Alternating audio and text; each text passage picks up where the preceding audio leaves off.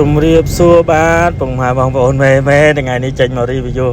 ឡានទៀតហើយពុកម៉ែបងប្អូនមេថ្ងៃនេះសេះខ្មៅ2គ្រឿងឡើងមកខាងមណ្ឌលគិរីពុកម៉ែបងប្អូនមេ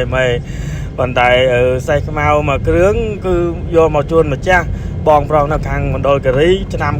96ពួកខ្មៅមានស្នេហ៍ផ្លាកលេខ 2M0201 ដែលខ្ញុំផុសបាត់ការលក់ពីយប់មិញហ្នឹងពុកម៉ែបងប្អូនមេ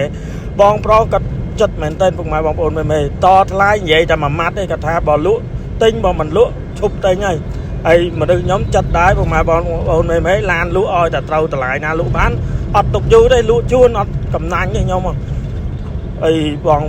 ប្រុសគាត់ថែមលុយឲ្យដាក់អែនត្រយរ៉េម2G អីមែនតើពុកម៉ែបងប្អូនដើរក៏លឿន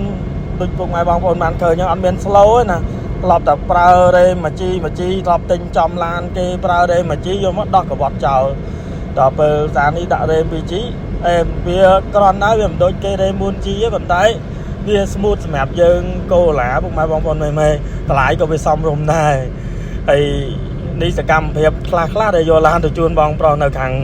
មណ្ឌលគិរីយកទៅដល់ផ្ទះគាត់អីក៏អត់ថត់យូរដែរពុកម៉ែបងប្អូនមេព្រោះឡានយើងរីវីយូតាំងពីយប់មិញហើយអញ្ចឹងគាត់ចង់បង្ហាញពុកម៉ែបងប្អូនមេថាទំនុកចិត្តគឺមានរហូតមិនថាដល់ទីណាទេពុកម៉ែបងប្អូនមេមុននឹងយើងចេញដំណើរទៅគឺយើងថត់ឲ្យពុកម៉ែបងប្អូនមេមើលតាមផ្លូវរហូតពេលដែលយើងទទួលលុយកក់បានហ្នឹងគឺយើងខ្លាចតែពុកម៉ែបងប្អូនមេខ្លាចខ្ញុំបោកទេតែខ្ញុំមិនឲ្យខកចិត្តទេគឺ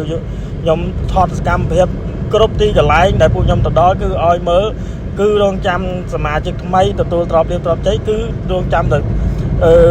ក្តីជឿជាក់អត់មានថាអារម្មណ៍ខ្លាចលុយ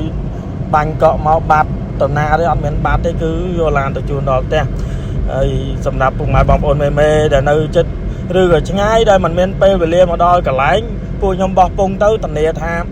យកឡានទៅជូនដូចអ្វីដែលពួកខ្ញុំប្រាប់បើសិនជាយកឡានទៅ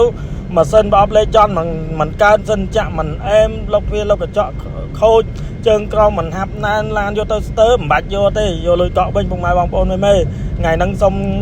គេឈប់អត់ធ្វើការខាតប្រហែលខ្ញុំចាញ់សងជំនួសខ្ញុំសុខចិត្តខាតពេលខាតលុយតែមិនឲ្យពុកម៉ែបងប្អូនខាតជាមួយខ្ញុំទេខ្ញុំសុខចិត្តខាតចឹង